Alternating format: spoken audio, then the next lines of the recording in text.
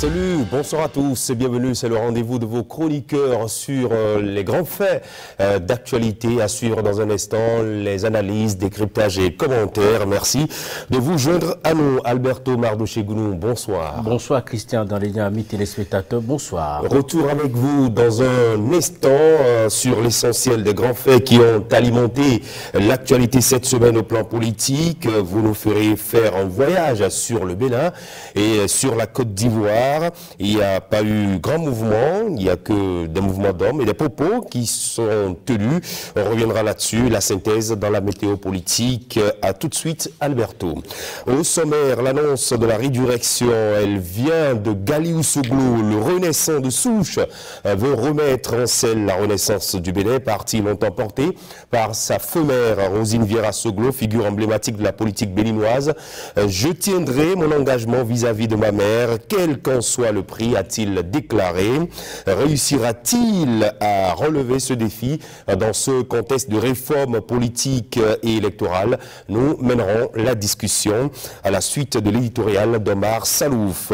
À suivre aussi notre petit tour sur la toile. Elle grouille de monde avec son lot de sujets d'intérêt pour les internautes que nous essaierons de partager avec vous. Marc Yohannes Goudjanou sera avec nous dans les vues du web.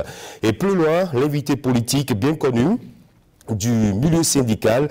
Il a troqué son costume syndical pour une combinaison de militants du parti Union Progressiste Le Renouveau. Depuis son adhésion, il y a de cela 8 mois, Noël Chadaré a-t-il retrouvé ses nouvelles marques? Comment vit-il les réalités politiques et quel regard sur le militantisme politique comparé au militantisme syndical? Entretien dans les 25 dernières minutes. Merci d'être avec nous. Bienvenue sur le grand rendez-vous.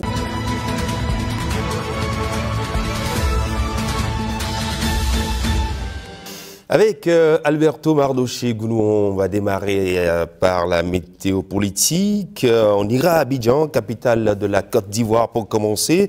En mission préélectorale, une délégation conduite par d'anciens chefs d'État s'est entretenue avec les autorités ivoiriennes. Oui, Christian Dandidjan en tête de cette délégation, les anciens président Boni Yayi et Goodluck Jonathan du Nigeria, tous deux membres du Forum des sages de l'Afrique de l'Ouest, ainsi que leur suite. Ils ont eu une séance de travail avec le vice-président ivoirien Tiemokou Koné le mardi 7 juillet à Abidjan. Le forum qui intervient en amont des scrutins est allé s'imprégner des efforts mis en œuvre pour la prévention des crises électorales à l'approche du scrutin présidentiel d'octobre en Côte d'Ivoire. Au cœur des échanges donc avec le vice-président ivoirien, les défis communs de la sous-région en matière de préservation de la paix.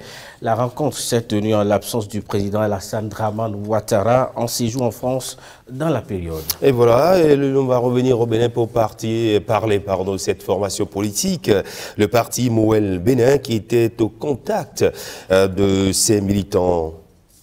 Cette semaine, le bureau politique national avec à ses côtés les responsables au niveau décentralisé ont échangé autour des priorités du moment et se projeté sur l'avenir. Le président du parti, Jacques Ayadi, était dans la 15e circonscription électorale pour renforcer la dynamique de proximité et continuer de promouvoir les échanges soutenus afin de fouetter le sens du militantisme aux membres de la formation politique qu'il conduit. Cette activité confirme la volonté du parti de rester actif et organisé sur le terrain politique pour les échéances électorales à venir. Et puis, on va parler de cette figure bien connue de la scène politique béninoise, l'ancien ministre Galiou Soglo, qui s'est exprimé avec détermination sur ses ambitions. Galiou Soglo a fait l'annonce du probable et prochain retour de la Renaissance du Bénin, un parti historique. L'ancien ministre des Sports et de la Culture, sous le régime de l'ancien président Boni Yayi, a annoncé sa volonté de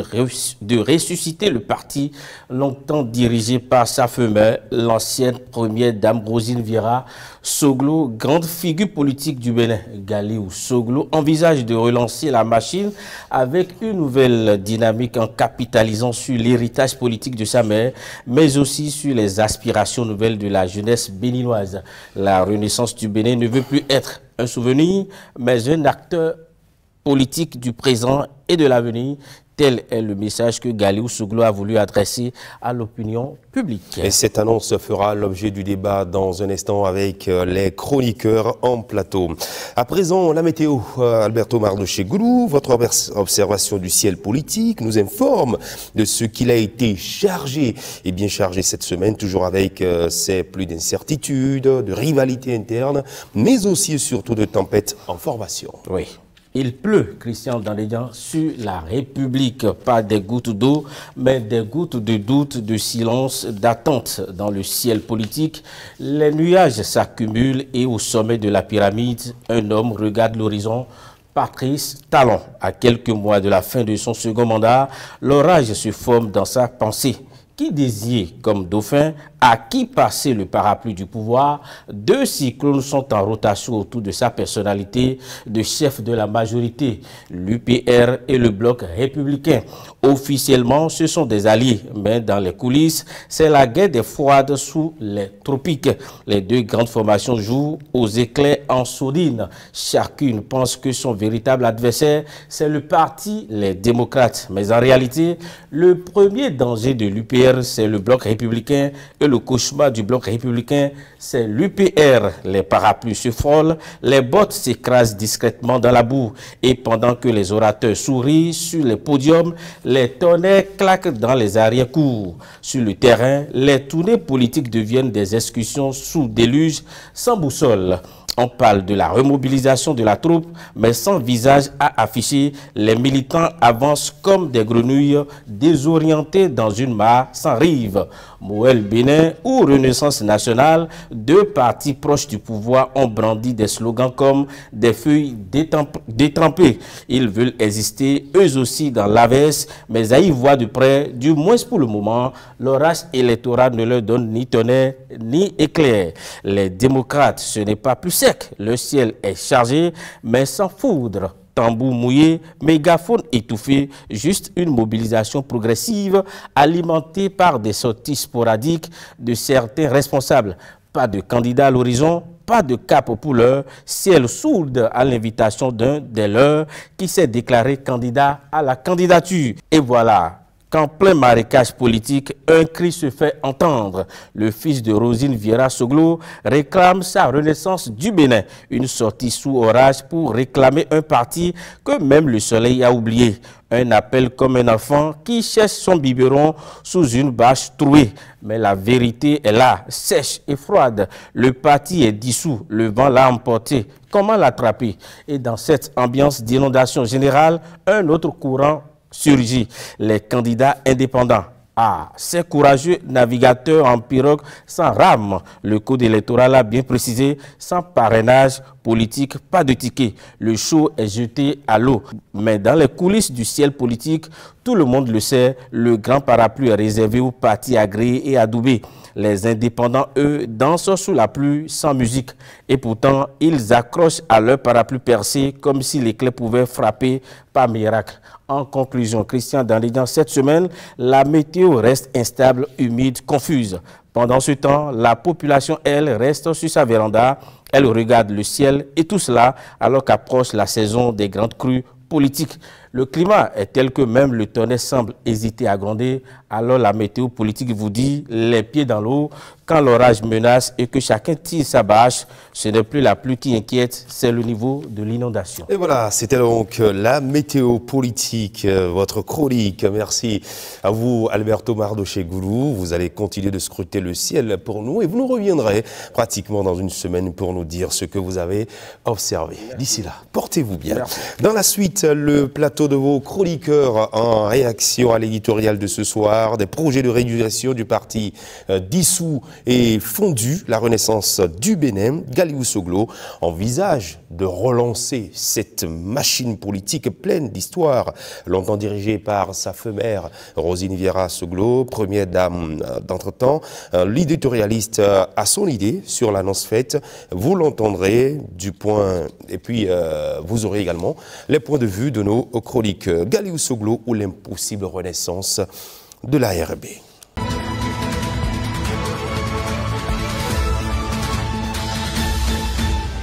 Les points de vue de nos chroniqueurs sur un certain nombre de sujets, à commencer par l'édito de Omar Salouf. Chers messieurs, bonsoir, bienvenue. Merci de répondre présent à notre invitation. Olivier Prenou, bonsoir. Merci, monsieur. Vous êtes chroniqueur politique, merci d'être là. Macuales Boudianou, bonsoir. Oui, bonsoir Christian, bonsoir à tous les amis téléspectateurs. Et bonsoir à vous, Laurent, Roland Tolinkes. Christian, bonsoir, bonsoir à tous ceux qui nous suivent et nous suivront plus tard. Merci à vous. Omar Salouf, bonsoir. Bonsoir Christian, bonsoir aux amis téléspectateurs. Une interrogation, ce soir on parle d'un acteur politique du nom de Galiou Soglo ou l'impossible renaissance de la RB, la renaissance du Bénin. Pour commencer, vous nous faites, Omar, une brève présentation, une historique de l'ex-parti La Renaissance du Bénin. Oui Christian, pour ceux qui ont vécu la fièvre démocratique des 2 premières décennies ayant succédé la conférence des forces vives de la nation de février 90, la Renaissance du Bénin reste l'un des grands partis ayant fortement influencé la vie politique béninoise. C'est l'un des partis politiques nés à l'occasion du renouveau démocratique avec à la clé une représentation remarquable dans les institutions politiques du Bénin. À la manœuvre de cet ancrage, le couple présidentiel Soglo qui a su, dès le départ, maintenir le lien fort avec le peuple électeur. Mais les choses ont changé pour la RB avec la réforme du système partisan. Oui, la réforme du système partisan, on en parle encore et toujours. À cette veille d'élections générales qui retiennent toutes les attentions, les partis politiques sont au cœur du débat politique. La réforme du système, c'est ce qui a conduit à la fusion de la Renaissance du Bénin, ça on le rappelle, hein, avec d'autres partis pour créer une formation politique beaucoup plus grande, une fusion mal négociée peut-être, Omar. Ici, il faut faire un petit rappel. La fusion de la Renaissance du Bénin avec d'autres partis politiques pour créer l'Union progressiste est intervenue dans un contexte de crise. Crise au sein de la Renaissance du Bénin où la paternité était disputée. Pour Rosine et Nicéphore Soglo et bien sûr Léadi, le fils aîné de la famille, rien ni personne ne pourrait les déposséder de leur patrimoine politique entretenu depuis presque 30 ans. Pour eux, et c'est légitime, personne d'autre ne pouvait en réclamer la paternité. La fondatrice du parti, Rosine Vieira Soglo, n'était pas ouverte à une quelconque fusion pour disparaître. La RB, fruit de haute lutte politique, doit rester pour la postérité. Mais de l'autre côté, pour Abraham Zizilohwe et ses camarades frondeurs, la RB est un patrimoine commun et il fallait lui donner un nouveau souffle, la mettre au pas de la nouvelle dynamique politique.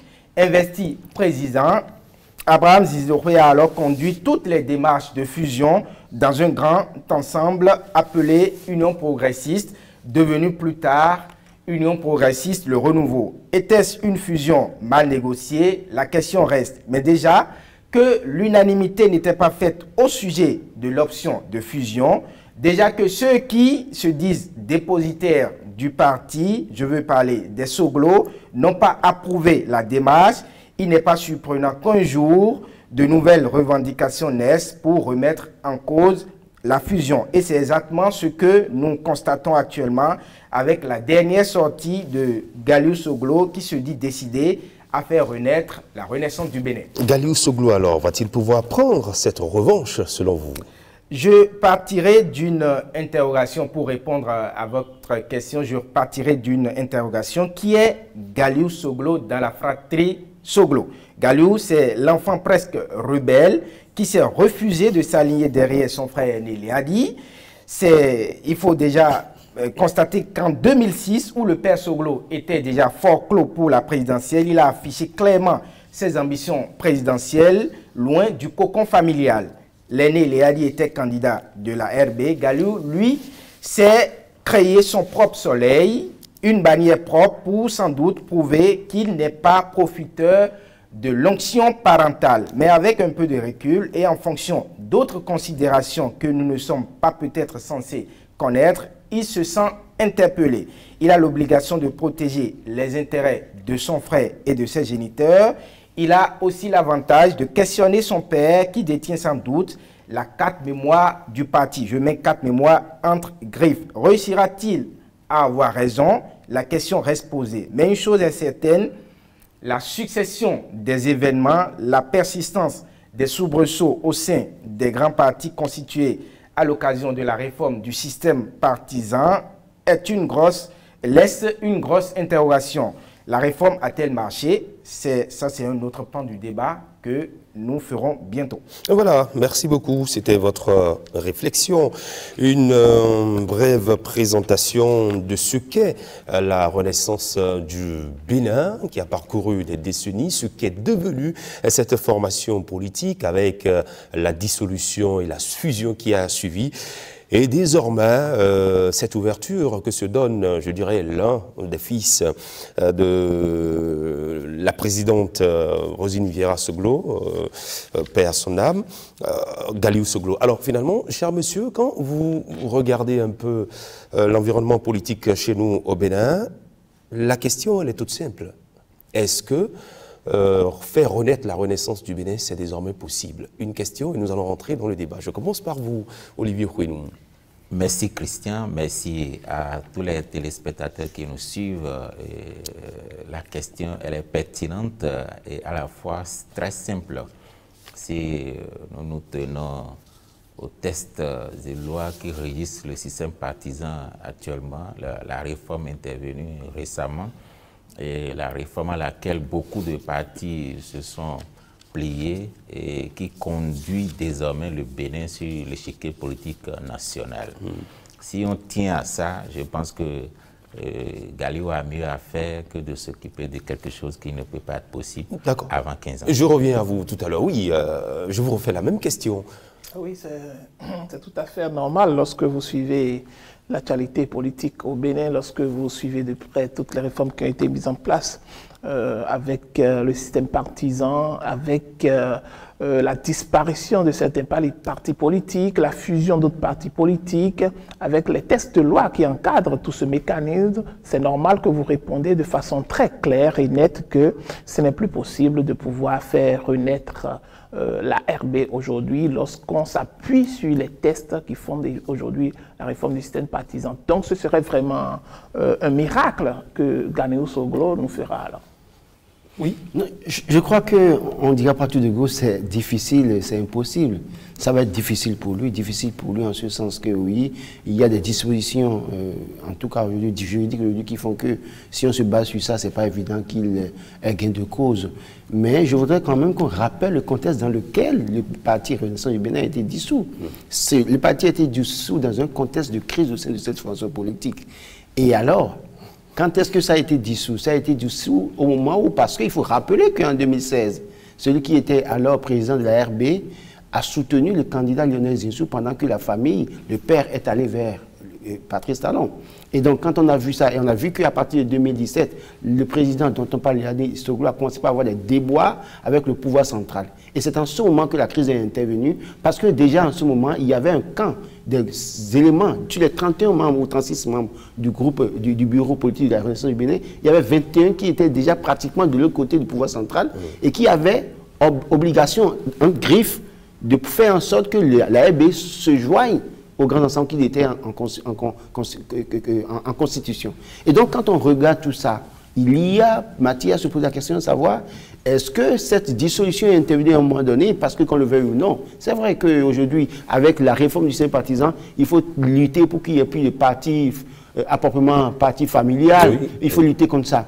Mais, si nous devons tous être honnêtes, c'est que la RB était un patrimoine de la famille Soglo à un moment donné, et les géniteurs, même si on reproche aujourd'hui à Galiou Soglo qu'à un moment donné, il a été l'enfant rebelle de la famille, au point de ne pas s'allier derrière les décisions de la formation politique, c'est que quand on dit la RB au Bénin à l'époque, on ne voit que la famille Soglo d'abord, et après on voit le reste derrière. Donc à un moment donné, cette crise est intervenue qui a contribué à la dissolution du parti, parce qu'à un moment donné, ça a été une bataille qui a été d'abord, Jean-Yves Bada nommé président par intérim. Ils ont fait leur show à Calavi pour montrer que oui, ils étaient la majorité au sein de la fonction politique. Et puis après, Abraham Sissoco, qui est devenu président maintenant du parti et qui a conduit les travaux de la dissolution du parti pour se fondre dans l'UP, le renouveau. Mais évidemment, vous allez voir que dans l'UP, et vous allez comprendre que eux, ceux-là qui ont contribué à la dissolution du parti, ils ne sont pas tous allés à l'UP. Il y en a qui sont partis au sein du BR, il y en a qui sont aujourd'hui dans le parti des démocrates. Donc, au fond, je me pose la question de savoir ce que fait Galiou Soglo aujourd'hui, même s'il dit en griffe que c'est une promesse qu'il aurait faite à sa mère, est-ce qu'il n'y a pas derrière des volontés de revenir à la case départ? Parce que lui seul ne pourra pas faire le combat, qu'on ne se leurre pas. Vous allez voir, Georges Bada, qui a contribué, qui était président par intérim, mais aujourd'hui n'est plus là. Est-ce qu'aujourd'hui, si on lui pose la question, il a toujours la même appréhension de ce qu'ils ont fait par le passé? Je prends à tout hasard Gildas Akonkan, un certain nombre d'acteurs aujourd'hui, même dans la formation politique, dans la mouvance aujourd'hui, qui se sentent parfois en griffe lésés, mais qui ont leur petite rancœur là, à nourrir, et qui sont peut-être en train de... qui vont peut-être profiter de cette situation. C'est vrai que juridiquement, il faut attendre 15 ans. Ils ont déjà fait 8 ans, mais il reste 7 ans. Mais est-ce que Galiou va attendre 7 ans? Est-ce que ça ne va pas être une bataille juridique de plus à comparer avec le KPRD? Mais c'est vrai qu'à proprement parler, si on se tient au test, c'est impossible. Omar Salou, vous avez la parole. Je crois que quand on fait une vue d'ensemble, on a l'impression que la réforme n'est pas encore acceptée par tous. La réforme du système partisan, elle n'est pas encore acceptée par tous parce que chaque fois s'il doit avoir des volontés de dissociation, des volontés de reprendre son autonomie, des volontés de casser la dynamique, c'est qu'il y a une frange, il y a un certain nombre dans ce milieu politique-là qui estiment encore que c'est encore possible de retourner aux réalités du passé. La deuxième chose, c'est que vous avez évoqué des clans qui seraient encore là. On constate en réalité que dans l'Union progressiste, le renouveau, il y a effectivement des clans qui sont là. La fusion n'est pas totale en fait. Le clan PSD existe dans l'Union progressiste. Le clan RB existe. Le clan, chacun a son clan. Le clan PSD, version est allé au BR. Donc les clans existent toujours dans ces grands ensembles-là. Et la question qu'on se demande, c'est que, est-ce que fusion il y a eu vraiment? Est-ce que... Faut-il continuer par regarder les clans qui sont toujours dans ces grandes formations politiques? Oui, il faut continuer à regarder. Nous sommes déjà allés, nous avons déjà parcouru plusieurs années avec cette réforme du système partisan. Les partis politiques qui étaient à l'origine, je dirais, mis ensemble pour former ces grands ensembles, aujourd'hui on n'en parle plus. Qu'est-ce qui a bien pu amener Galiou Soglo à sortir le nom de la RB et à vouloir tenir un engagement qu'il aurait fait à faire à sa pour moi, excusez-moi, pour moi, il faut continuer à regarder ça parce que tant qu'on n'aurait pas réglé définitivement ce problème, on va toujours continuer à entendre des voix qui estiment qu'ils veulent se soustraire de la fusion, qu'ils veulent partir du grand ensemble et tout. Et donc, si on ne règle pas définitivement ce problème... Non, il n'a jamais été membre de l'UP, il n'a jamais été membre de cette RB-là des dernières heures. Il s'est toujours comporté comme un enfant rebelle. Et donc, si on ne règle pas ce problème, on va toujours continuer. On a fait 8 ans avec ces problèmes-là. On va continuer les 7 ans à venir. Et au bout des 15 ans, s'il n'y a pas une loi qui règle définitivement ce problème, vous allez voir que les partis politiques vont s'éclater parce que les 15 ans sont arrivés et que chacun pourra prendre son autonomie. Vous avez accueilli cette nouvelle lorsque l'acteur politique, c'est vrai qu'il a disparu des radars, qui revient, qui fait une sortie et qui disparaît une fois encore et qui revient par la suite et qui vient nous dire qu'il tiendra son engagement vis-à-vis de sa mère, quel qu'en soit le prix, et plus loin qui dit que la renaissance du Bénin ne veut plus être un souvenir, mais un acteur politique du présent et de l'avenir. Il faudrait, c'est essentiel de rappeler à Galiou Soglo que les choses ont évolué au Bénin. Et donc, on sait tout au moins que lorsque les réformes surviennent, ça bouscule les habitudes. Mais néanmoins, lorsque les réformes sont dans une dynamique d'évolution, de progrès, il faut que tous les acteurs politiques à divers niveaux commencent déjà à construire ensemble ce processus-là pour que le Bénin quitte une étape A vers une étape B. Et lorsque vous voyez la position de Gani Ousoglo, par exemple, on le voit à travers cette promesse qu'il a dit, qu'il a fait à sa maman, qui n'engage pas totalement forcément tous les Béninois. Et qui n'engage pas forcément également tous les anciens militants de la RB, et également ceux qui sont dedans, qui sont dans le clivage de l'UPR et qui sont au sein de l'UPR aujourd'hui. L'autre chose qu'il faut voir, c'est que il faut qu'il tienne compte, il est en train de tenir compte en réalité de la ferveur politique qu'il y a aujourd'hui sur la table, au niveau de l'échiquier politique, où on voit même qu'au niveau des grands ensembles, le PRD qui veut se dissocier en quelque sorte de l'UPR aujourd'hui, à travers de grands leaders politiques qui aujourd'hui veulent faire le changement, veulent voir une autre façon de faire les choses, alors qu'ils avaient adhéré à ce système partisan. Ils étaient même au cœur même de l'instauration de cette réforme-là. Et donc, ça a pu peut-être lui donner l'idée, lui donner le courage de pouvoir voir que c'est peut-être possible pour lui de pouvoir faire ressusciter la RB, alors que juridiquement, ce n'est pas possible. Et moi, ça remet en question le vrai motif alors de la création des partis politiques, où ça devient des partis de personnalité politique et non des partis qui répondent réellement à des idéologies claires.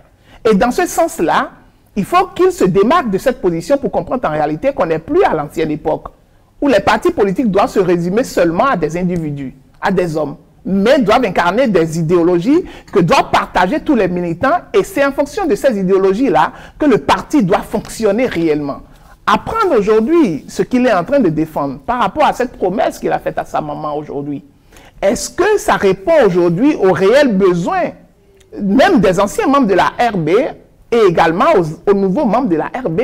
Pas forcément, encore que lui, si on doit parler de sa personnalité, de tout ce qu'il a incarné politiquement parlant, en liaison avec ce parti-là, est-ce qu'il incarne réellement cette personne-là qui peut vraiment rassembler les anciens que les nouveaux au sein de la RB? Ça demeure une question très difficile. Alors que déjà, il sait qu'il est déjà bloqué en réalité en ce qui concerne les lois, les tests qui encadrent le système partisan. Je pense que les acteurs politiques béninois doivent apprendre à évoluer, à fermer la page des errements du passé, à être moins nostalgique du passé, parce que c'est ensemble que nous avons pris la décision de réformer le système partisan au Bénin. C'est ensemble que nous avons adhéré à cette initiative. Je ne suis pas d'accord avec vous, parce que tous les acteurs n'ont pas adhéré à cette vision. Une fois que la loi est votée, ça s'impose à tout le monde. Une fois que la loi est votée, à un moment donné, il y a une consultation du consensus pour en arriver là.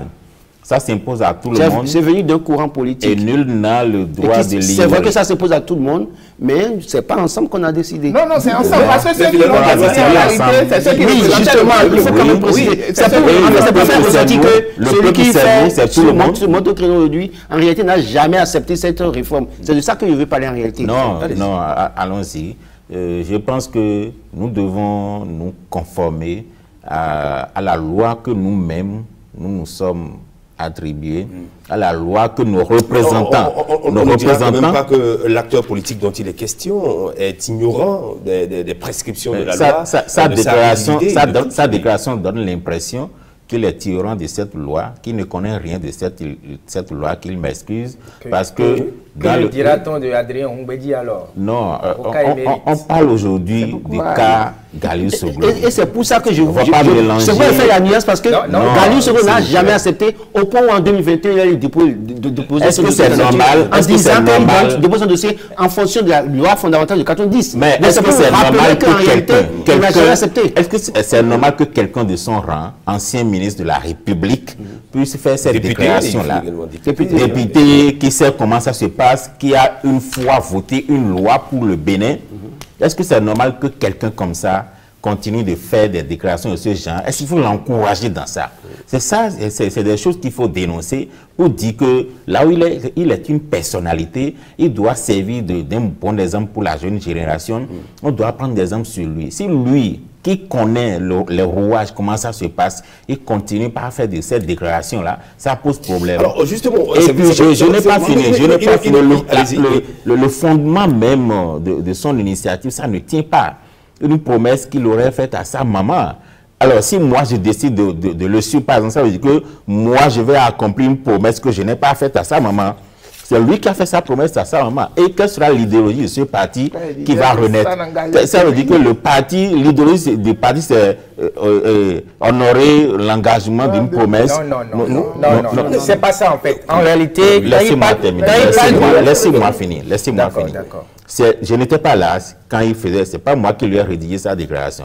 C'est lui-même qui a dit que c'est une promesse qu'il aurait faite à sa maman. Un engagement, oui. Un engagement qu'il a pris vis-à-vis de sa maman. Oui. Et donc, il va bâtir ça deviendra un nouveau parti, même si c'est Renaissance qui va renaître, ça deviendra quand même un nouveau parti sur l'échiquier politique national. Et là, c'est qu'il sera obligé de se conformer à la loi qu'il dit ne pas reconnaître pour être un parti. Alors, ça devient un peu dichotomique. Quand il dit qu'il ne reconnaît pas ces lois, il dit qu'il veut renaître le parti. Si on lui donne l'opportunité de faire revenir ce parti, c'est qu'il sera obligé de se conformer à cette loi-là, qu'il ne reconnaît pourtant pas. Maintenant, l'idéologie des partis, ce sera quoi? Ceux qui vont le suivre, est-ce que ceux-là ont fait la même promesse? Vous êtes peut-être un peu trop placé pour savoir quelle sera l'idéologie de la nouvelle formation politique, de la formation politique.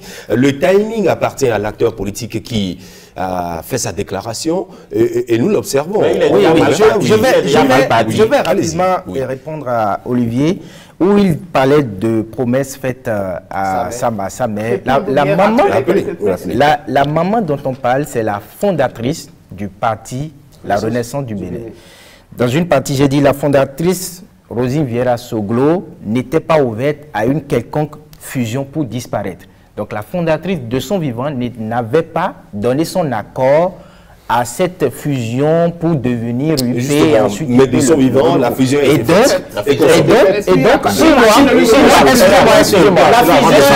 une situation de crise. Sur une situation de crise. Donc, pour moi, en tant que fondatrice, si elle n'était pas d'accord, si elle était encore en vie, elle continuerait encore la bataille pour reprendre sa RB. Ça, c'était juste une parenthèse. Même s'il faut combattre si elle était en vie pour reprendre son RB ou bien sa RB, c'est qu'elle va se conformer à la loi. Justement. Maintenant, son fils qui dit vouloir reprendre le parti maintenant a déjà déclaré dans un passé récent qu'il ne reconnaît pas cette réforme. Maintenant, sous quelle forme il va reprendre maintenant ce parti sans se conformer à cette réforme qu'il ne reconnaît pas? Je crois que d'abord, Christian, vous avez abordé une question concernant le clan, les différents clans qu'on a observés aujourd'hui. Au fond, il faut être clair. En réalité, dans toutes les formations politiques, il y a des clans. D'ailleurs, parce que c'est des gens qui sont venus de plusieurs partis. J'ai parlé de la RB, il y a un groupe qui est au niveau de l'UP, le Renouveau, il y a un groupe qui est au niveau du Bloc républicain, un groupe au niveau du Bloc du Parti des démocrates aujourd'hui. Et dans chaque parti, il y a des clans, parce qu'en réalité, fondamentalement, les acteurs politiques, toutes catégories confondues, n'ont pas en réalité, ne se joignent pas à des partis politiques par idéologie parfois. Ce n'est pas intérêt ou par conviction partisane, affinité. Et donc, dès lors que nous allons finir de régler ce problème, vous allez voir qu'on n'aura plus cette question de camp. Ça prendra le temps. Ça prendra le temps. En dehors de ça, je voudrais quand même qu'on soit clair sur le fait. La crise a favorisé la fusion. En tout cas, la crise en question, sans la crise, ceux qui ont créé le groupe des 21 ne pouvaient pas participer à la dissolution du parti au point de s'intégrer dans une formation politique. C'est impossible. Mon cher Laurent, on est d'accord que même si la fondatrice était là, soit elle se conforme, soit elle rentre dans un bloc, elle se conforme pour devenir un bloc. Comprenez qu'aujourd'hui, c'est vrai que je ne suis pas d'accord avec Aliou Soglo aujourd'hui, mais dans une certaine mesure, il faut quand même voir la réalité en face, c'est qu'il y a une formation politique dont une famille est génitrice. D'accord? Attendez, ils sont partis de là. Maintenant, ils ne se sont pas entendus dans la formule de dissolution du parti, et il y a deux camps. Parce qu'on a vu le cas, j'ai cité tout à l'heure, le cas PSD, où Amoussou Bruno est avec son camp là-bas, Galou est allé de l'autre côté avec son camp. Donc, ça veut dire qu'en réalité, il y avait déjà un problème. Cela suppose que... Et puis, je me réfère à la dernière déclaration de Odin Datin pour dire que ce ne sont pas les partis qui ont intégré les grands ensembles, mais que c'est les individus après la dissolution. Cela suppose que n'importe quel individu d'un parti qui est rentré dans UP, le Renouveau ou bien le Bloc peut se lever après demain pour dire je peux reconstituer tel parti. En réalité, le problème se situe à ce niveau. Pour dire quoi? Est-ce que dans la constitution de ces grands ensembles, on a pris le temps de réfléchir véritablement sur les ensembles pour éviter à l'avenir? Est-ce que l'honorable a fait cette déclaration dans ce sens-là? Il ne peut pas dire que... L'émission qu'il a réalisée, l'émission est encore là. Non, s'il vous plaît. Il a reçu l'émission est encore là. Il a dit peut-être qu'il a dit dans un autre contexte. Je n'ai pas dit ce qu'il n'a pas dit, puisque lui-même, il a intégré l'Union progressiste par un parti. Non. Les partis, il a été clair en disant qu'ils étaient dans l'alternative citoyenne, mais ils ont d'abord dissous ces individus qui ont rejoint les grands ensembles. Il a été clair. Allez suivre encore l'émission. Mais ils sont venus sous la bannière de l'alternative citoyenne. Je vous dis, il a dit les partis dissous. C'est les individus qui ont rejoint les grands ensembles.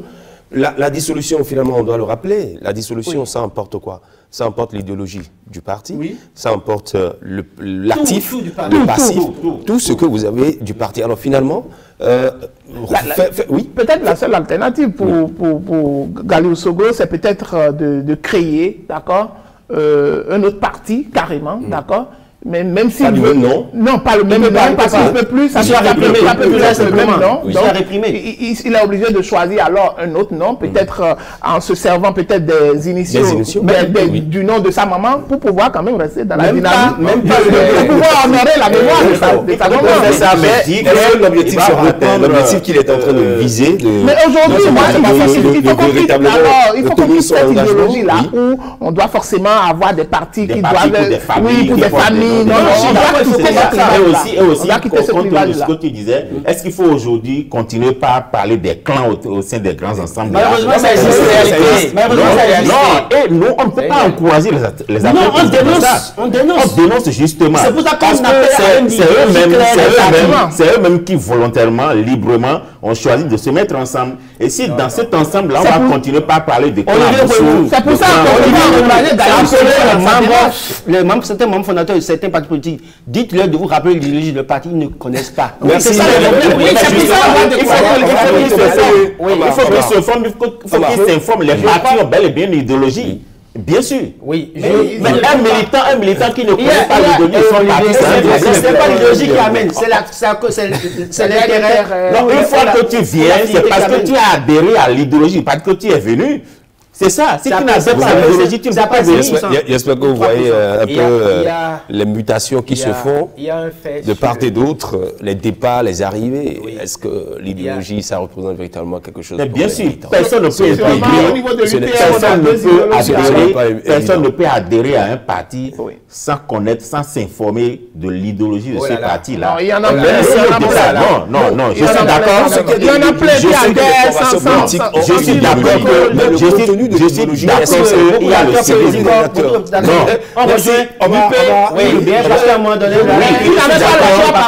Et suivez-moi, je suis d'accord qu'il y a les uns qui rejoignent les partis par le civisme, il y a l'obligation par intérêt, etc. Mais une fois que vous êtes à l'intérieur du parti, le parti a une idéologie et normalement vous devez vous conformer à cette idéologie-là. Normalement. C'est ça. C'est ça qu'il faut encourager. Et non venir dans les partis créer des clans au sein des partis. Merci. Il y a un fait sur lequel il faudra beaucoup plus et très rapidement. Oui, c'est la précipitation des acteurs politiques à constituer les grands ensembles. La loi n'a pas dit que tous les partis existants avant la réforme devraient disparaître. La RB pouvait constituer un grand ensemble aussi. Oui, bien sûr. Mais les acteurs politiques n'ont pas pensé à ça. C'est comme si on doit forcément faire disparaître le PSD, le PRD, la RB pour constituer maintenant. S'ils avaient réfléchi autrement, les grands ensembles pourraient être constitués autour de ces partis politiques-là et il y aurait moins de problèmes que nous en avons aujourd'hui. La fusion a été mal faite de part et d'autre. Les absorptions n'ont pas été totales dans beaucoup de grands ensembles et nous continuons d'avoir des problèmes. Quand Olivier dit qu'il ne faut pas continuer à parler des clans, c'est une réalité. Et en parler va forcément permettre à ceux-là, ces acteurs politiques-là, de se corriger, de se fondre véritablement. Parce que quand on rentre dans ces partis politiques, les clans existent et c'est comme s'ils attendent un moment donné pour se... L'idéal que vous cherchez prendra le temps qu'il faudra, certainement. Quand vous parlez on vient de passer 8 ans de la réforme, donc ça prendra le temps. Tel que ça a été fait. En fait, pour le cas de la RB, il faut être clair. Le président de la RB à l'époque, qui devait organiser son congrès en 2015, qui n'a pas fait jusqu'en 2017, n'était pas en odeur de sainteté avec le pouvoir central. Et les autres acteurs de la formation politique, les 21 sur les 36 membres du bureau, étaient d'ailleurs de l'autre côté. Ils n'ont aucun intérêt à être avec un président qui est en difficulté. Et donc, ça a facilité la situation. C'est pour ça qu'aujourd'hui, quand le débat revient, il faut comprendre quand même que c'est parce qu'il y avait cette crise-là. Sinon que la RB, peut-être, s'il n'y avait pas cette crise au sein de la formation politique, ils auraient... C'est les mêmes problèmes des autres partis politiques. Merci, monsieur. On va évoluer. Nous avons deux petits sujets à aborder très rapidement avec notre chroniqueur Marc Yohannes Goudianou, qui a lu des informations pour nous sur le web. Cette semaine, Marc, oui, le Bénin a vibré au rythme des claviers. 3 sujets ont fait exploser les commentaires entre les frais, je dirais, de transfert mobile money qui grimpent, les résultats du baccalauréat qui font, disons, leur show depuis quelques jours, et puis les voisins en location qui transforment, je dirais, votre quotidien en... Vous dites quoi? En sitcom. Ouais. Sitcom. Ouais. En sitcom. Les internautes n'ont pas mâché leurs mots. On va commencer par le tout premier. Oui, on va commencer par le tout premier. Il faut rappeler que dans la semaine, il y a eu cette information qui a bouleversé beaucoup la toile et beaucoup de bon nombre de citoyens. C'est l'augmentation des frais de mobile money qui a secoué un peu les citoyens. Et le porte-parole du gouvernement est sorti et a réagi sur le sujet. Et c'est à travers Nadège Toyin Djirouan, relayant Bénin Web TV, qui a mis à sa une où on lit les propos du porte-parole du gouvernement qui dit « Ce n'est pas une décision du gouvernement ni la CERP Bénin, c'est une activité qui est suivie, réglementée et contrôlée par la BCAO. » S'en est suivi quelques réactions et puis la première réaction est beaucoup plus un peu technique. Vous pouvez lire l'avis de Luc Penou qui dit « La BCAO n'a jamais imposé de grille tarifaire sur les services de monnaie électronique. L'instruction numéro 00805-2015 de la BCAO sur les électroniques, sur les établissements de monnaie électronique est assez concise. Parce que je sais de cette situation, c'est que quand vous augmentez les taxes autour de cette activité, les acteurs ont 2 alternatives. Supporter directement les charges ou répercuter aux utilisateurs finaux. Il semble que ce soit cette dernière option qui est faite par les opérateurs. Il faut que nos États en Afrique cessent de voir les services financiers mobiles comme une vache à lait fiscale. On pénalise surtout l'inclusion financière des populations déjà fragilisées. Et Hippolyte Routondi qui continue, qui dit « C'est bien d'avoir une réponse à tout, mais parfois, demandez-vous si ça vaut la peine. La BCAO est au-dessus du gouvernement, s'interroge-t-il. Au Togo, il n'y a pas de BCAO ?» C'était la question avec laquelle il a fini. Et Wilfried Bono qui finit, qui dit « Est-ce qu'on peut avoir la version de la BCAO pour mieux comprendre ?» Ou nous n'avons pas droit à cela, c'était une interrogation. Des décisions du jour au lendemain sans prévenir, sans rien expliquer, c'est juste dommage. Quel est l'intérêt de votre gouvernement dans cette régularisation qui tord le cou à nos pauvres populations? Et qu'est-ce qui est réservé au peuple en termes d'intérêt? Voilà, Christian, en ce qui concerne mobile money. Oui, et le verdict, c'est que chacun se renvoie la balle pendant que les porte-monnaies continuent de se vider progressivement. Résultat, un fossé de confiance qui se creuse entre usagers, opérateurs et puis les institutions. Ce que j'ai dit sur notre plateau, je le dirai. Si c'est bon pour le gouvernement, c'est bon pour nous. D'accord, merci. On vous écoute, oui. Moi, je pense que les opérateurs abusent un peu de nous parce que l'expérience a montré que pour ceux qui voyagent, que les services électroniques financiers, etc., les GSM en général au Bénin, coûtent cher aux contribuables. Et les 100 francs que nous payions sur les 5 000 francs, ce n'était pas facile. On augmente 25 francs. Et il ne faut pas voir le montant, mais il faut voir combien de 25 francs ils vont collecter en une journée, en 24 heures. C'est beaucoup. Mais qu'est-ce qu'ils font dans le pays pour justifier cela? Qu'est-ce qu'ils ont fait? Il y a des fondations. Quels services ils ont offert aux utilisateurs que nous sommes, aux clients que nous sommes, pour justifier que maintenant, puisque nous avons ce service, ils doivent augmenter les tarifs. Et donc, quand à vous écouter, vous n'approuvez pas la mesure? Je n'approuve pas. Mais je ne peux pas.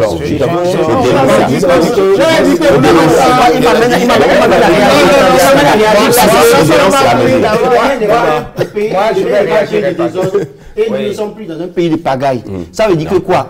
Moi, je ne m'en prends pas aux opérateurs économiques de GSM. Je m'en prends au gouvernement. C'est à eux de nous aider et de nous défendre cette situation. Je conçois très mal qu'il y ait une situation et que les régions ne m'ont pas créé, que ce soit le porte-parole du gouvernement. Non, mais il faut voir la situation autrement. Il faut voir la situation autrement. Les opérateurs qui sont là, qui savent que le gouvernement est là, mais n'ont pas pris l'avis du gouvernement, puisque si nous tenons à la déclaration du porte-parole, c'est que le gouvernement n'est pas associé, l'ARCEP n'est pas associé. Si les opérateurs font ça, il faut les dénoncer. Ça veut dire qu'ils ont bafoué l'autorité de l'État béninois, ils ont bafoué l'autorité de l'ARCEP, ils prennent les décisions de la il faut les dénoncer. Vous savez, j'accuse, bon, je n'accuse pas les réseaux de télécommunications. Vous êtes propriétaire, vous avez votre maison, le loyer, et le locataire, vous n'allez pas lui permettre de faire tout ce qu'il veut. Vous allez lui... Dans le contrat de bail, tout est défini. Le loyer, il faut informer le locataire. Il faut informer le locataire avant d'augmenter le loyer. Ça ne se fait pas du jour au lendemain. C'est la loi. Maintenant, quand on dit que c'est une décision de la BCEAO et que vous dites que vous n'approuvez pas cette posture des réseaux de télécommunications, c'est comme s'il faut laver totalement en blanc le gouvernement. Non, le gouvernement n'a pas dit que c'est une décision de la BCEAO. C'est dans un commentaire que quelqu'un a... C'est un commentaire. La BCEAO n'a pas sorti. Moi, je n'ai pas lu un communiqué officiel. Qu'est-ce que vous... Je n'ai pas lu un communiqué officiel de la BCEAO nous avertissant que les opérateurs doivent augmenter les tarifs. Je n'ai pas lu. Moi, j'attends du ça fait une semaine qu'on n'a pas... Le porte-parole n'a pas encore remis en cause ce qu'on dit. Ce que j'attends, c'est que le gouvernement tape du poing sur la table. Le gouvernement porte la voix des consommateurs que nous sommes, prenne ses responsabilités. Que le gouvernement dise à ces réseaux de télécommunications que nous avons des difficultés à supporter ces frais-là. Nous avions des difficultés à supporter les 100 francs, les 25 francs, demain ce sera 50 francs et après demain ce sera 200 francs. Merci beaucoup. N'oubliez pas, on était là où les transferts... Non, n'oubliez pas qu'on était là, les transferts via leur application, c'était à 0 francs. Après, c'est passé à 50 francs. Et on est là encore, ils viennent augmenter. On attend la réaction du gouvernement. Au passage, je ne dédouane pas le gouvernement. On attend la réaction de l'ARCEP du gouvernement par rapport à cette situation. On va en parler. Nous en parlons.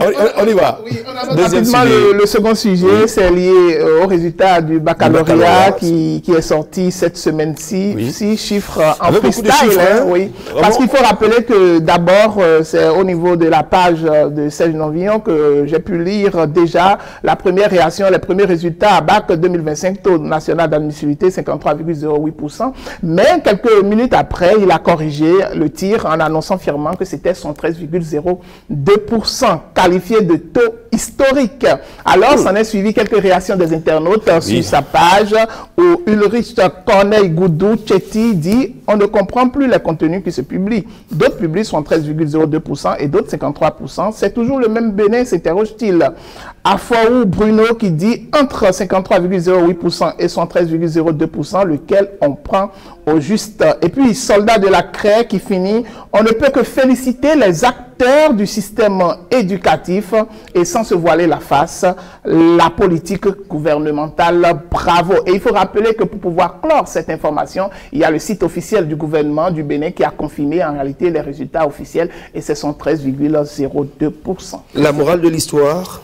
Oui, la morale de l'histoire, il faut comprendre déjà que il y a cette guerre de chiffres qui a alimenté un peu la polémique et il faut remarquer également que ce fort taux observé au niveau du baccalauréat aujourd'hui où quand même les acteurs trouvent que c'est vraiment honorifique, que c'est vraiment historique au Bénin puisqu'on n'a jamais eu ce taux, en tout cas à ma mémoire d'homme récemment. Oui. Ouais. Bon, c'est vrai qu'on a eu en 1969 son 8,53%. Oui, il a dit récemment, ça fait longtemps. Cette fois-ci, on parle de son oui. Voilà, exactement. On n'était pas il y a certains qui disent qu'avec ce taux que le bac est dévalorisé. Et pourquoi donc? Oui, et que ils sont pas le sérieux. bac devrait donner 30-40% pour montrer toute la valeur du bac, pour montrer tous les efforts fournis pour décrocher ce premier diplôme universitaire. Mais bon, il faut rectifier cette affaire, cette erreur qu'on fait le premier diplôme universitaire. Bon, on va revenir sur ça. Ben, dans tous les cas, si les élèves méritent leur diplôme, il faut les laisser passer.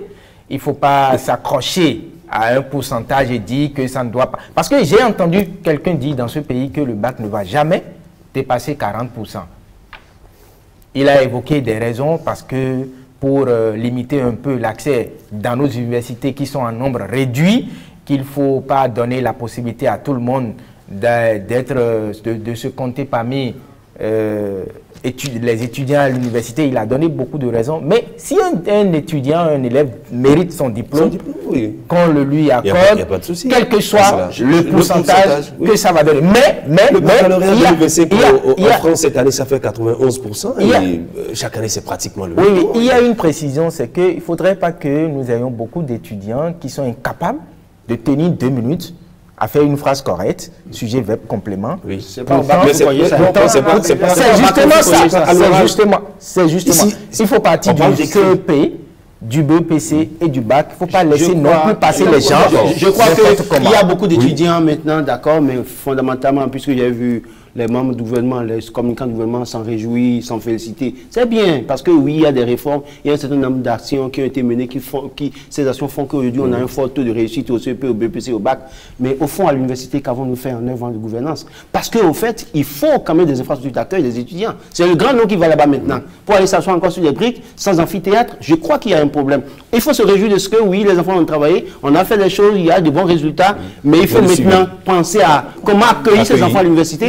Si les universités privées ne disaient pas, comment est-ce qu'on va prendre en compte ces enfants-là? Parce que après, il y avait un débat qui a eu cours il y a 2 ou 3 ans en arrière pour dire que l'université n'est pas faite pour les enfants les pauvres et qu'il faut avoir des moyens pour aller à l'université. C'est un faux débat. Parce que autant qu'ils sont gouvernants aujourd'hui, ou acteurs politiques ou opérateurs économiques, à un moment donné, c'est les enfants de pauvres, mais qui ont eu la chance d'aller à l'université pour sortir cadre ou je ne sais quoi, tout ce qu'ils veulent. Donc, je pense véritablement que oui, c'est bon, mais que le gouvernement se penche sur des infrastructures d'accueil des enfants dans l'université. Merci Roland. Moi, je me rappelle qu'en 2007, quand j'étais au bac, on était 42 dans ma classe, mais nous étions 7 admis. Quelques années avant 2007, nous-mêmes on a vécu un truc comme ça. donc c'est pour dire que bon, nous on a fait la comptabilité. Ceux qui ont pu décrocher leur bac, il faut les féliciter. Il faut féliciter également les acteurs du système éducatif et le gouvernement qui met les moyens aussi. Rappelez-vous qu'aujourd'hui il n'y a plus les grèves. Il y a plus. Aujourd'hui, avant, nos parents ou nous-mêmes, on disait qu'il faut envoyer les enfants dans le privé parce que là-bas, il y a du sérieux et tout. Aujourd'hui, on ne peut plus faire cette comparaison-là parce que le gouvernement a mis les moyens. Il y a un suivi. Chaque enseignant est suivi aujourd'hui. Et les parents aussi mettent beaucoup de moyens, ça, il faut le rappeler. Justement. Les parents s'investissent beaucoup. On va finir avec le tout dernier sujet avant de recevoir notre invité. Oui, vous parlez des locataires et des voisins. Oui, on va finir quand même avec une bouffée d'humour avec cette publication d'Étoile Rouge TV qui met en publication « Vivre en location, Raconte-nous ton expérience avec des voisins toxiques en location. Je vais prendre l'avis de nos amis chroniqueurs qui sont sur le plateau tout à l'heure. Mais avant, je vais lire d'abord quelques internautes qui ont pu réagir par rapport à cette question. Il y a Ronan Delus qui dit « Mieux je fasse un audio, ma voisine. Le début était trop doux, mais après, j'ai même juré de ne plus jamais la saluer. Je prie pour que mon mari fabrique quelque chose et puis on va déménager. Je suis fatigué. » Il y a Malik Pahalia qui dit « L'enfant du propriétaire, âgé de 12 ans, a mis son ballon dans notre pâte qui est au feu sous prétexte que mon petit frère de 3 ans ne le respectait pas. Il faut vivre pour comprendre. » Et pour finir, Aline Bonou qui dit « Suivez très bien, il n'était pas toxique. J'entendais des sons quand sa chérie venait. D'abord des rires, kikiki, kakaka, hors bébé, puis après, les rires cessent. Et tu entends, papa, oui bébé, bébé vas-y, et enfin, l'eau du robinet coule sous la douche. J'ai tout compris sans pouvoir dire un mot. Célibataire ne peut pas rester à côté de ceux-là, Christian. Allez, vous avez rapidement 10 secondes pour nous dire un peu ce que vous... Aujourd'hui, si vous allez louer quelque part où il n'y a pas de plafond, il n'y a pas de... vous créez des problèmes. Surtout quand c'est des murs montés en briques de 10. Au moins, vous subissez, vous en créez aussi. Non, justement. Non, si... Ce n'est pas inactif. Non, vous savez, le plus souvent, les hommes mariés, en tout cas les couples, ne font plus de bruit comme les célibataires à proprement parler. Donc, surtout si vous êtes à côté d'un étudiant qui a loué une chambre à côté de vous, il n'y a pas de plafond. Est-ce que vous avez vécu avec quelqu'un qui reçoit chaque jour avec sa fille? Vous n'avez jamais vécu ça? Le lundi avec sa catégorie, le mardi, des fois même la matinée avec sa catégorie, l'après-midi, et on se demande, mais il fait quoi pour payer le loyer? Puisqu'il est toujours à la maison en train de recevoir. Chacun avec son expérience. Je me rappelle que j'avais loué quelque part où il y a un garçon dans la maison. Lui, il quitte sa chambre pour aller faire ses besoins dans les chambres des voisins. Et c'était toujours comme ça. C'était toujours comme ça. Et sa mère elle-même qui se lève à 6 h du matin et qui met la musique à fond pour réveiller toute la maison. Et donc, chacun c'est une expérience. D'accord. Merci beaucoup, cher monsieur Olivier Renou. Merci à vous, Omar Salouf. Merci pour ce partage, la vue du web avec vous, Marie-Hélène Goudianou. Et merci à Roland Laurent Toneinkes. C'était un plaisir de vous recevoir. Eh bien, cher monsieur, bonsoir chez vous. On se retrouve dans une semaine. L'invité politique à présent, dans les minutes à venir, nous recevons Noël Chadaré, l'ancien secrétaire général de la Confédération des organisations syndicales indépendantes du Bénin, qui est depuis novembre 2024 militant du parti Union Progressiste Le Renouveau. A-t-il retrouvé ses marques de militant depuis son entrée en politique? J'ai bien envie de vous poser la question également, mais le temps est complètement parti. Comment vit-il les réalités et quel regard sur le militantisme politique comparé au militantisme syndical? Entretien à suivre juste après cette petite pause. À tout de suite.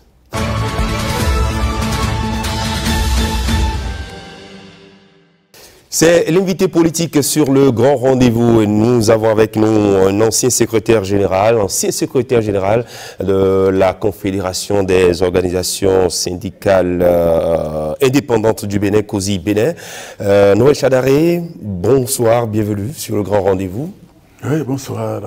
Christian. Nous recevons d'abord l'acteur politique, après on va recevoir l'enseignant et ancien syndicaliste, et toujours en compagnie des chroniqueurs en plateau, Omar Salouf et Marie-Hélène Goudianou.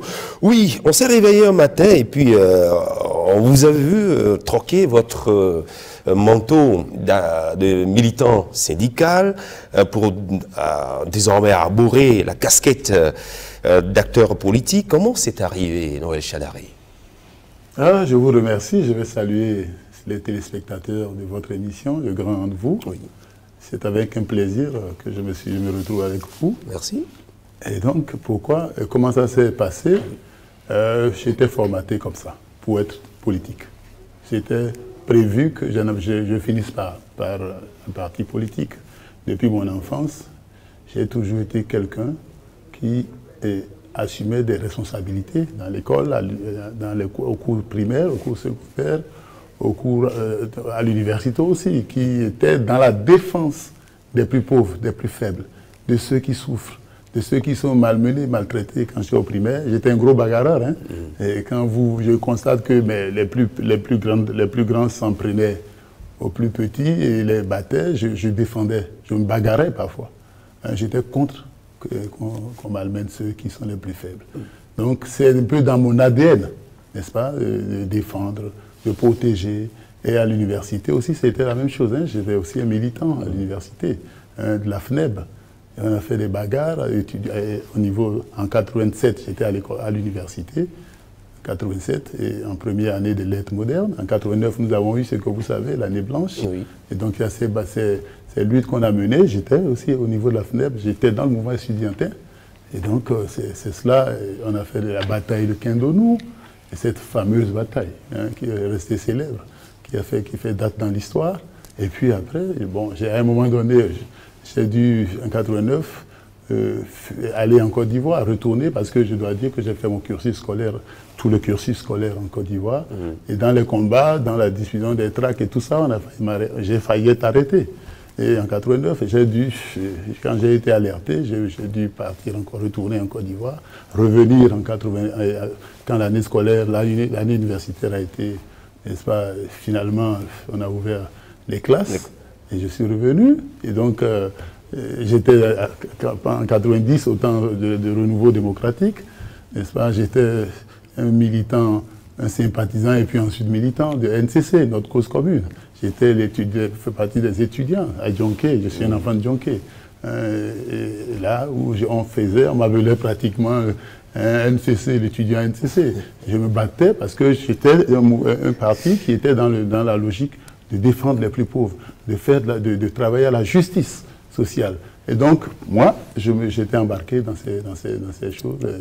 Et j'avais de très bonnes relations avec le professeur Albert Evoyer, paix à son âme, que j'allais rendre visite jusqu'au dernier moment de son départ, quand il est passé de vie. À Trépas, oui.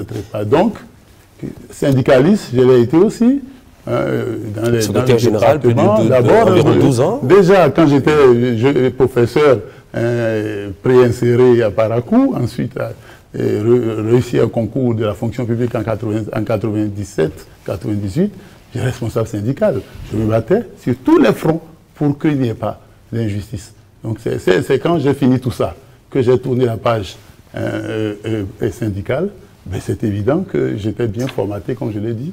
C'est dans la logique de continuer, parce que j'estime que j'ai la possibilité encore de servir ceux-là qui ont besoin de moi, de servir ceux-là qui sont les plus faibles, les plus pauvres, de porter leur voix, de travailler à ce qu'on écoute un peu, qu'on fasse attention un peu à eux dans un monde où c'est les plus forts qui mangent les plus faibles.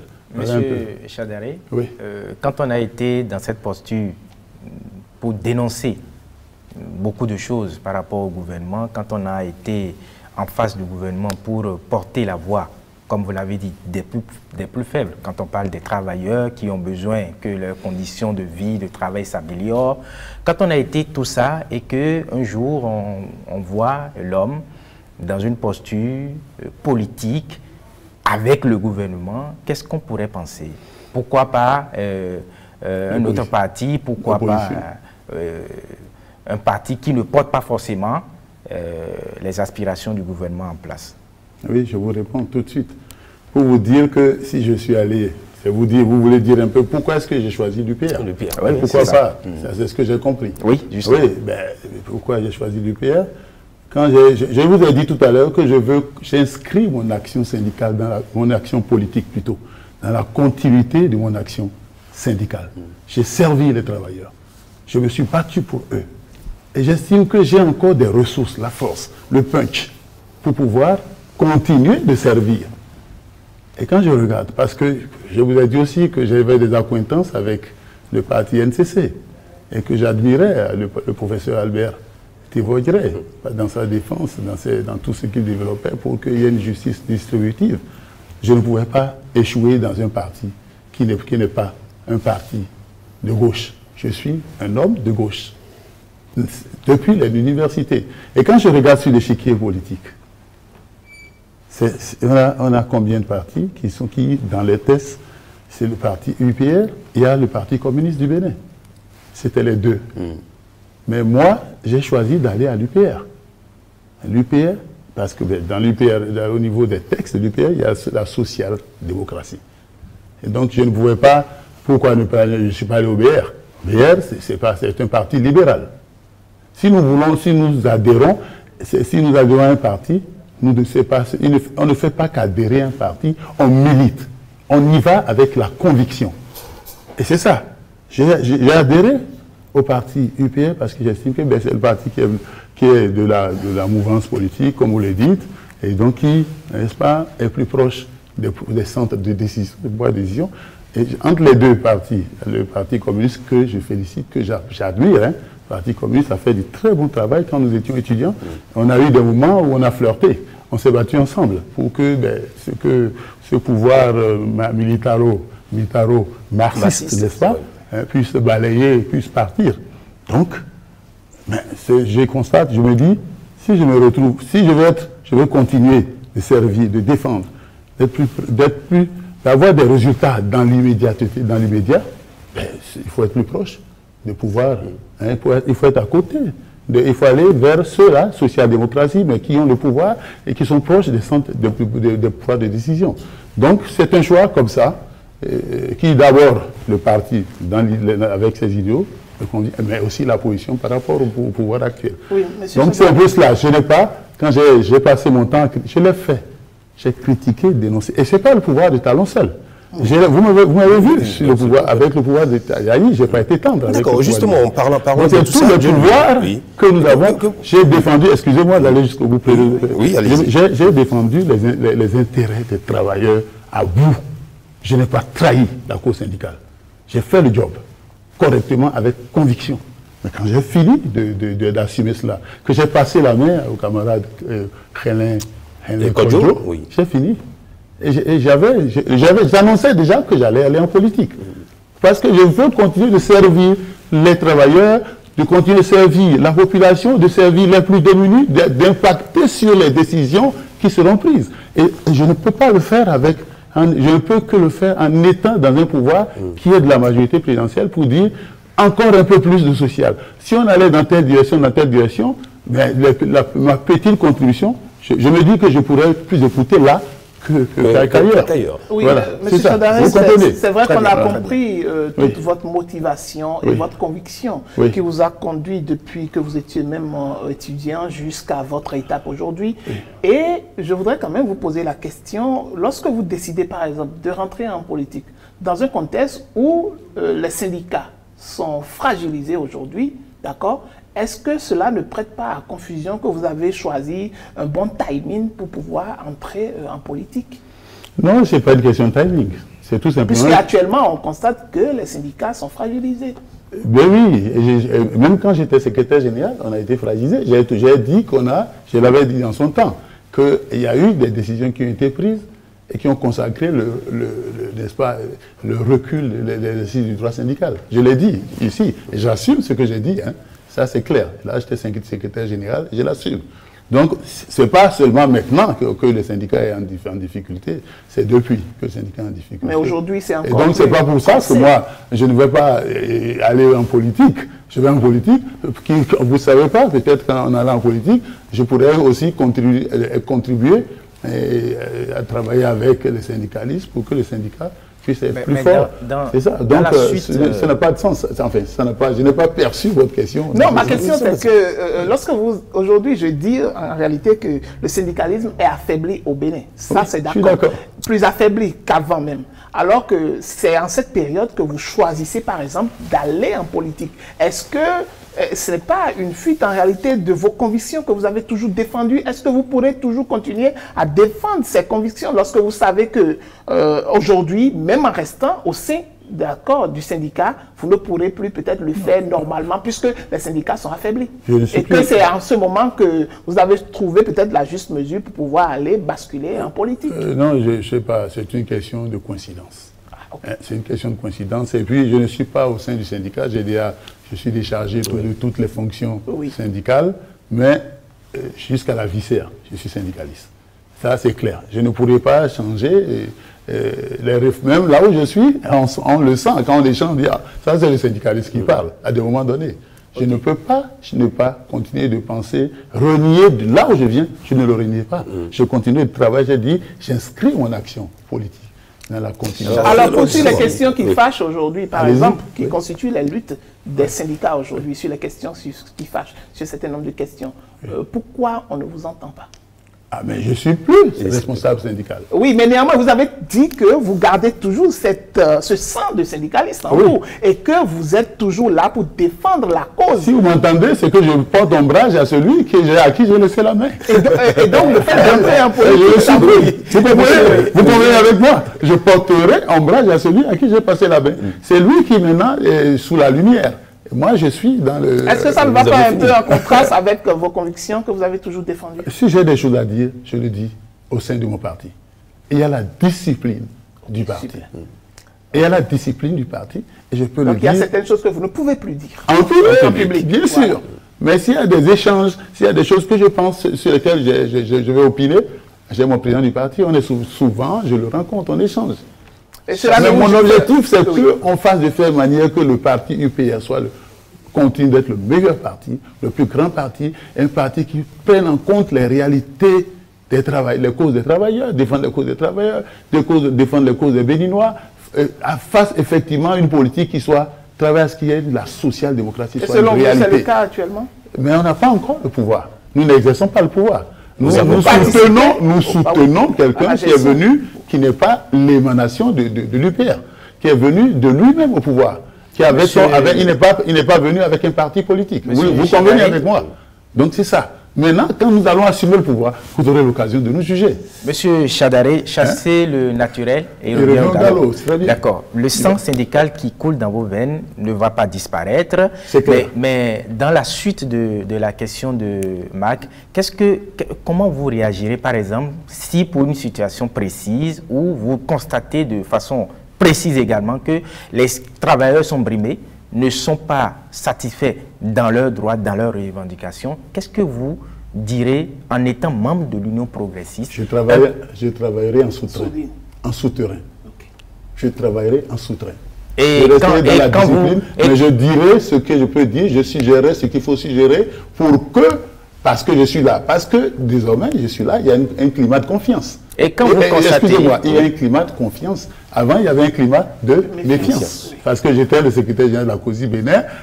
Celui-là, quand il veut nous proposer des choses, quand il veut nous dire quelque chose, il faut faire attention, il peut nous piéger. Maintenant, il y a une confiance. Je me bats pour que mon parti devienne un parti fort. Donc, il y a une confiance en ma personne.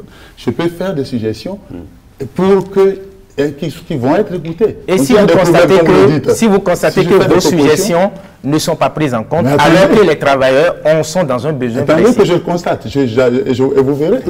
D'accord, depuis 8 mois, pratiquement 8 mois, puisque c'était en novembre 2024 que vous avez fait votre déclaration d'adhésion à l'Union progressiste Renouveau. Depuis 8 mois que vous êtes là, qu'avez-vous réussi à faire? Qu'avez-vous apporté à l'Union progressiste, le Renouveau? D'abord, je dois vous dire que quand je suis arrivé à l'UP, le Renouveau, j'arrive dans une autre maison. Ce n'est pas la maison syndicale, c'est la maison politique. C'est vrai qu'il y a des accointances, il y a des liens, n'est-ce pas? Mais c'est une nouvelle maison. Et il faut, quand vous arrivez dans une maison, nouvellement, le bon sens vous recommande d'observer. Le bon sens vous recommande d'écouter, d'apprendre, parce que c'est ça. Apprendre ce qui se passe, écouter, observer. C'est le temps de l'observation, c'est le temps de l'apprentissage. C'est le temps. C'est ce temps-là que je suis en train de faire. Ça va durer combien de temps? Et donc, mais quand bien même, je fais ce temps d'apprentissage, ce temps d'observance, je participe aux activités. Le fonctionnement du parti, de notre parti politique, je suis associé aux activités de formation, aux activités aux tournées sur le terrain, rencontres avec les militants, je suis là. Mais je dois observer pendant un temps. Je dois pouvoir apprendre comment cela se fait, comment les choses se passent. Et puis, bon, après... Alors que nous sommes à quelques encablures des élections générales, vous continuerez toujours d'apprendre ou on apprendra dans 10 ans, 15 ans, 20 ans, je continue d'apprendre. On finit jamais d'apprendre, comme l'a dit quelqu'un. On sait de savoir que... Allez-vous vous positionner pour les échéances qui viennent? C'est pas moi qui décide. Et ça vous tente? C'est moi, c'est pas moi qui décide. Je vais servir mon parti. Je vais servir la population, servir ceux qui sont dans une situation de dénuement, de misère, de pauvreté. Dans la 5e circonscription électorale, c'est ça? Bien sûr, je suis dans la 5e et je suis partout. Vous êtes national? Je suis national aussi. Parce que moi, je ne fais pas un focus sur la 5e. D'accord. Donc, c'est au pouvoir avec votre personnalité, si on vous l'offre, vous prenez c'est à mon parti de décider. Si le parti décide de vous l'accorder? Si le parti dit, vous allez, c'est ici qu'on on vous veut, c'est la discipline syndicale. Je suis obligé n'est-ce pas, de tenir compte de ça. Et en venant dans le parti, est-ce que vous n'avez pas nourri cette ambition? C'est d'abord servir. C'est d'abord servir. C'est d'abord servir. C'est ça. Je suis sincère. Je parle. On adhère à un parti, mais on doit militer au parti. On ne fait pas qu'adhérer à un parti. J'ai adhéré, vous l'avez vu, avec tout le battage médiatique autour. Vous avez su, mais militer, c'est d'abord le parti. C'est d'abord le parti. Qu'est-ce que je peux donner à mon parti? Moi, je peux faire pour que mon parti gagne les élections législatives, gagne les élections présidentielles. C'est d'abord ça ma priorité. Et par ricochet, ce que vous dites peut arriver. Oui. Mais ça, c'est par ricochet. Oui. C'est pas l'intérêt. Aujourd'hui, c'est ça, militer. Il y a le militant, il y a ceux qui sont au parti pour leurs intérêts. Mais il y a ceux qui viennent pour militer, qui ont la conviction que la social-démocratie, ceux qui sont dans une situation... Et quand vous passez tout le temps à militer, qu'est-ce que vous gagnez finalement? Mais s'il y a des satisfactions pour ceux qui sont dans le Donc besoin, la satisfaction des autres. La satisfaction des... Et quelle différence faites-vous entre discipline syndicale et discipline politique? C'est la même chose. C'est exactement la même chose. Je vous ai dit tout à l'heure qu'il y avait quelques liens. Il y a la discipline syndicale. Et il y a la discipline syndicale. Quand votre syndicat décide d'aller dans telle direction, vous respectez. Défendre telle position, même quand ce n'est pas la vôtre, vous restez dans les rangs. C'est la même chose et je suis venu déjà avec ça. C'est un atout pour moi au niveau, n'est-ce pas, de l'UPR parce que je sais qu'il y a la discipline partisane là-bas. Cette discipline partisane me fait obligation de respecter les idéaux du parti, de défendre les idéaux du parti, de respecter les décisions qui ont été prises par le parti, d'aller dans la bonne direction que nous donne le parti, et non d'aller contre. Il y a ceux qui ne sont pas militants, ceux qui arrivent pour leurs intérêts. Si je ne suis pas fait, on ne me positionne pas pour tel, on ne me fait pas telle chose. Il y en a qui sont dans ce sens. Oui. Moi, je veux militer. Je suis un militant. Alors, M. Chadari, quels sont les liens que vous entretenez aujourd'hui avec vos anciens camarades syndicalistes? Mais de très bons liens.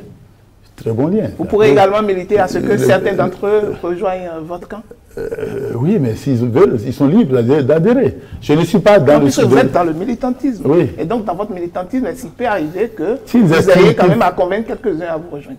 Mais par l'exemple, s'ils constatent par l'exemple que mon militantisme est un bon exemple pour eux, ils peuvent venir. D'accord. Peut-être que ce militantisme... Je ne suis pas venu pour remettre en mal les syndicats. Ce militantisme politique semble être un bel exemple pour la CSTB qui annonce la création prochaine du Parti travailliste du Bénin. Que vous inspire l'idée? Transformer... Je ne veux pas croire que ce que vous dites là est vrai. Je ne veux pas croire. Oui. Parce que la CSTB, c'est un parti... qu'est-ce que je dis? Oui, une organisation syndicale. C'est une organisation syndicale qui est déjà apparentée au Parti communiste du Bénin. Et vous le savez. Il y a un parti communiste qui oriente, qui donne des conseils à la CSTB. Donc c'est un peu la CSTB pour le Parti communiste du Bénin, ce que la COSATU, n'est-ce pas, est pour l'ANC. C'est un peu ça.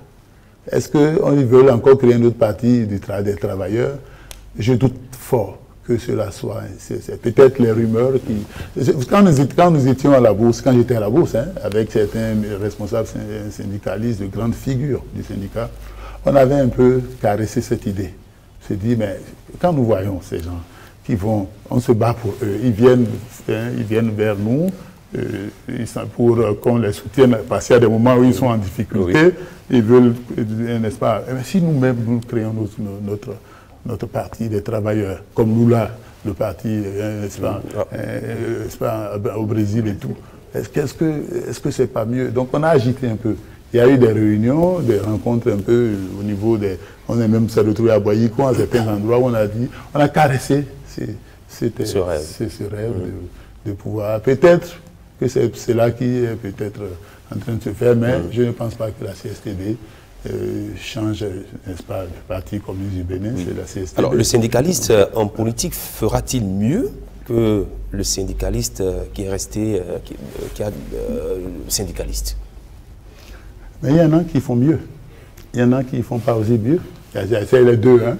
Il y a des syndicalistes qui sont devenus des grands politiques, des anciens syndicalistes, qui ont exercé la fonction politique, des responsabilités politiques, et qui se sont illustrés de fort belle manière. Quand vous prenez le Lula, qui était le président Lula Ignacio da Silva, que j'ai eu le plaisir de rencontrer en 2014, avec qui j'ai posé, n'est-ce pas, on a eu une vue. Je suis allé au Brésil. Mais je suis très admiratif de lui. C'est quelqu'un qui a transformé, il a continué son action syndicale dans la politique. Parce que c'est les plus pauvres, les démunis. Comment faire pour que... Oui, c'est ça. C'est un peu moi ce que je pense, moi. Il faut qu'on aille dans cette direction. Et je suis venu en politique, c'est un peu en prenant exemple sur celui-là qui a réussi, qui est parti. On a imaginé des stratagèmes pour le jeter en prison. Mais il est revenu et il est plus fort là aujourd'hui. Il y a d'autres, hein, Lech Walesa, n'est-ce pas, en Pologne, cet ouvrier de Gantz, hein, qui a fait été très bon président de la République. Hein. Donc il y a eu d'autres qui ont aussi fait de piètres prestations. Donc ce n'est pas... on peut avoir des syndicalistes qui sont en politique au plus haut niveau ou peut-être à certains niveaux, n'ont pas oublié leurs origines. Et moi, je ne veux pas oublier mes origines. Je suis parvenu, je suis un enfant des bas milieux de Djonké. Hein, j'ai eu des parents qui sont pauvres et tout. Mais je sais comment je me suis retrouvé ici et j'ai été syndicaliste, je demeure syndicaliste jusqu'à la 17. Et enseignant également. On va vous amener tout à l'heure à apprécier les résultats. Les origines, on les oubliera même quand on est en politique. Et se battre pour que ceux-là, le plus grand nombre soit pris, que ce ne soit pas une minorité qui n'est-ce pas, bénéficie de tous les avantages, s'accapare de tout, au détriment de ceux-là. D'accord, il y a ce que nous appelons la cassette, on va vous jouer très rapidement, la cassette pour quelques 2 petites minutes, et on revient après.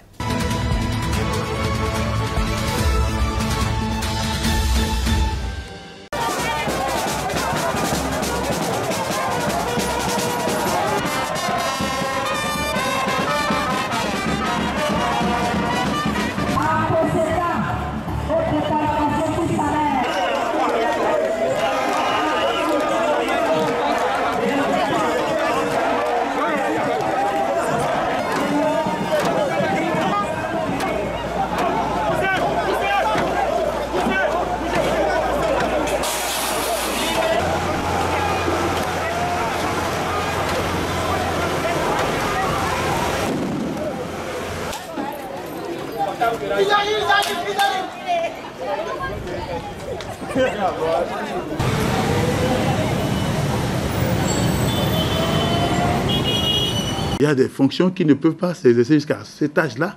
Quand vous avez déjà fait, si vous êtes un bon enseignant, si vous faites bien le travail, et moi je suis enseignant, je parle de ce que je sais, quand vous donnez le meilleur de vous pendant déjà 20 ans, eh bien vous n'êtes plus bon à rien. Le syndicalisme est un partenaire social et non un adversaire de l'entreprise. Il s'agira donc de faire en sorte que le partenariat entre le syndicat et les responsables de l'hôpital, de la maison Saint-Luc, soit un partenariat gagnant-gagnant. À la COSI Bénin, j'ai une diversité de sensibilités. Tout à fait. Les sensibilités sont là. Il y a des gens qui sont pour X candidat, Y candidat, qui sont de tel parti ou tel parti. On se retrouve là tout simplement parce qu'il faut défendre les intérêts des travailleurs.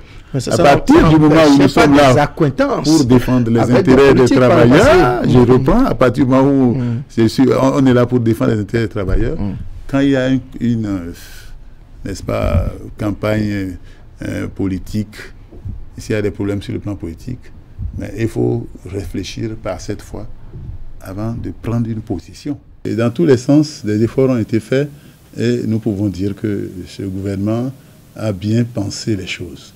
Même si quelque part, il reste l'essence. On va mettre un bémol, rien n'a été fait en ce qui concerne l'essence, mais on espère que le gouvernement va penser à ça.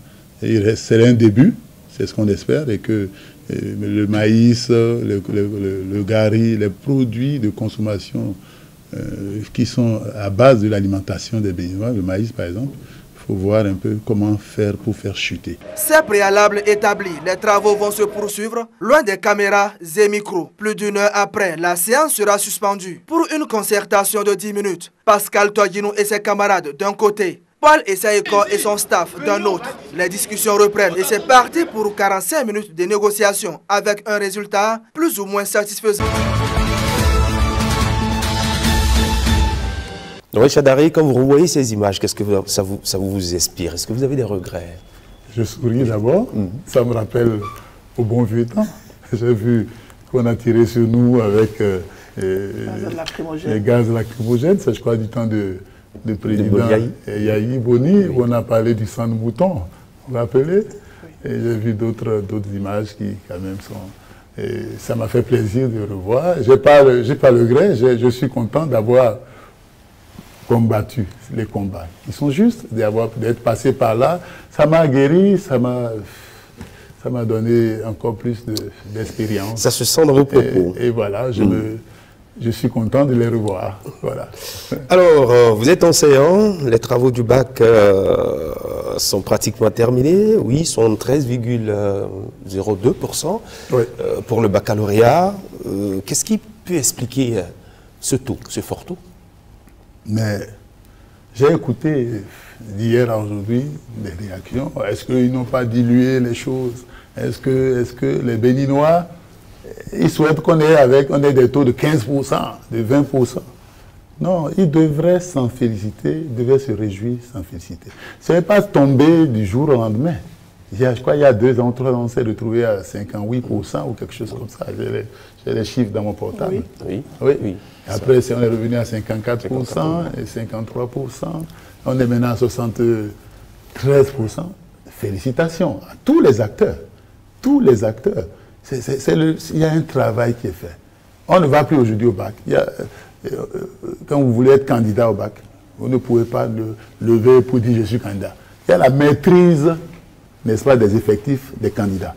On est allé, il y a 5 ans, à 115 000 candidats, avant les bons résultats. 115 000 candidats au bac. Parce qu'il n'y avait pas de goulots d'étranglement, il n'y avait pas le filtre, il n'y avait pas de filtre.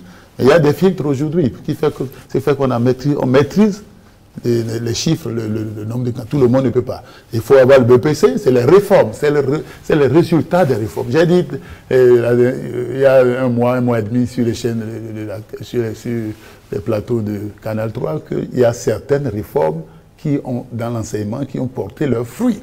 Et je réitère qu'il y a eu des réformes, ce n'est pas toutes, mais des réformes qui ont porté leurs fruits, au nombre desquelles c'est cela. Vous ne pouvez pas être candidat au bac si vous n'avez pas le BPC. Vous devez mettre le BPC. On a maîtrisé. Aujourd'hui, on est à 79 000 candidats. C'était 74 000 l'année dernière. On est à 79 000, donc on n'a plus de ce nombre. Et il y a un autre travail qui est fait en dehors de ces chiffres qui sont maîtrisés. C'est qu'il y a le travail, vous voyez, comment on appelle les professeurs, les instituteurs, les professeurs plutôt, ne peuvent pas, ils sont au travail. Le corps de contrôle joue un rôle très, très important. On a le REAP, c'est cette réforme qui a été mise sur pied, qui fait que, n'est-ce pas, l'animation pédagogique n'est plus, c'est toutes les semaines, tous les inspecteurs, les conseillers pédagogiques sont astreints à un certain nombre de visites de classe, d'inspection, de formation, d'animation pédagogique. On est dans une effervescence. Et les enseignants du secondaire, puisque vous parlez du bac, ils savent qu'à tout moment, le contrôle peut passer. Et ça, la peur du gendarme, vous connaissez la suite. Vous connaissez la sagesse. Donc ça fait que les gens ont leur fiche, élaborent leur fiche. Et puis le rôle joué par les administrations, les directeurs d'établissement, les enseignants qui surveillent les enseignants qui viennent au travail, qui sont vraiment suivis, les parents d'élèves qui sacrifient, ils payent, n'est-ce pas, la scolarité. Et ensuite, à la maison, il y a des professeurs pour encadrer leurs enfants dans toutes les matières. Et tout ça, quand vous mettez, c'est un succès qui est lié à un engagement de tout le monde, tous les acteurs. Et cet engagement, c'est le fruit. Quand vous prenez les classes de première, vous allez constater que la majorité des élèves passent en classe, plus de 50% sont en terminale. Si on donne des épreuves pour l'élève moyen, parce que le bac, ce n'est pas pour faire la sélection, ce n'est pas un concours. C'est l'élève moyen, mais ces élèves qui ont déjà de la moyenne en classe vont pouvoir réussir. Donc, c'est le travail de tout le monde, c'est un résultat. Il faut féliciter tous les acteurs qui ont contribué à cela. Merci. Ne pas penser que, non, on a dilué, non, on n'a pas dilué. D'accord. Nos chroniqueurs ont bien envie de poser des questions, mais le temps est parti. Oui, allez-y. Je voudrais juste savoir si vous avez des nouvelles de vos anciens camarades syndicalistes, Paul Essayko et tous les autres avec qui vous avez fait les luttes. Si, on est en connexion. On n'est pas déconnecté. Malheureusement, je dois présenter mes condoléances à un d'entre eux qui a perdu sa fille, le camarade Pascal Todinou a perdu sa fille unique, qui est passée de vie à trépage, et que son âme repose en paix. Et on devrait l'enterrer aujourd'hui à Famin. Je n'ai pas pu me rendre parce que les travaux du bac, il faut préparer les épreuves facultatives qui doivent commencer le samedi, les épreuves orales le lundi. Donc il y a tout un travail. Je suis dans la supervision du bac. D'accord. Votre message est entendu. Et donc je demande aux camarades, je présente aux camarades Todinou toutes mes sincères condoléances. Je suis de cœur avec lui. Toutes mes compassions, Dieu a donné, Dieu a repris. Nous lui présentons également nos condoléances. Merci beaucoup. Merci à vous, Noël Chadaré. Merci d'être passé sur le plateau du Grand Rendez-vous et bonne suite de carrière politique, je dirais. Et merci, Omar Salouf. Merci à vous, c'est un plaisir. Merci, M. Chadar. Et merci à tous les téléspectateurs du Grand Rendez-vous. Merci à chacun et à toute l'équipe de réalisation et de diffusion. Mesdames et messieurs, c'est terminé pour aujourd'hui. Portez-vous bien.